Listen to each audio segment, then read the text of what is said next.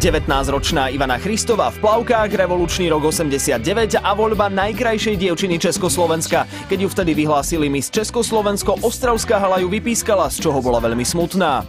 Ivana Christová!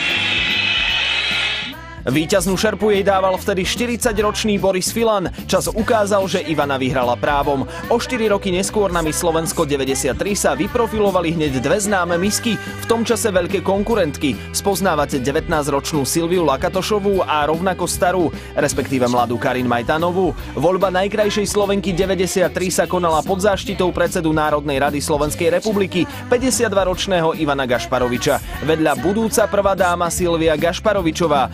Moderoval 22-ročný študent VŠMU Martin Nikodým v obleku.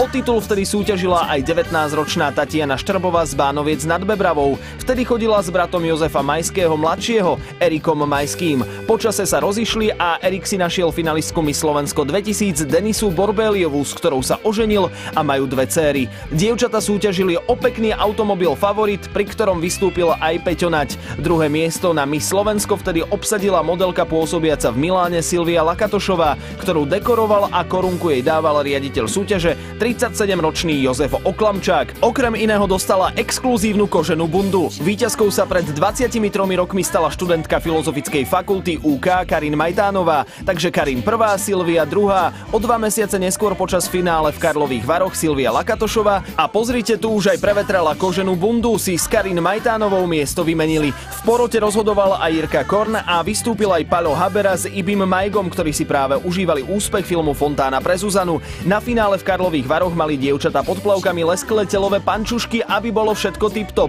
V súčasnosti by to bolo neprípustné. Na druhom mieste skončila Karin. Toto bol moment prekvapenia pre Silviu, keď sa dozvedela, že je víťazkou Miss Česka, Moravy a Slovenska za rok 1993. Korunovala Miss Československo 92 Pavlína Baburková, ktorá o 6 rokov po Miss prebrala Lucii Bílej muža Petra Kratochvíla a porodila mu 4 deti. Ďalšia výrazná Slovenka sa na scéne objavila v roku 99 a nebol ňou nikto iný ako Andrea Verešová. Na Miss Universe 2002 zažiarila Eva Džodlová, ktorá nás reprezentovala aj na svetovom finále a teraz je manželkou miliardára Juliusa Rezeša. Podobne dobre sa v živote chytila aj Miss Universe 2009 Denisa Mendrejová, ktorá je mamou 2 detí miliardára Sláva Hatinu. Nuž len tak sa nehovorí, že Slovenky sú najkrajšie na svete.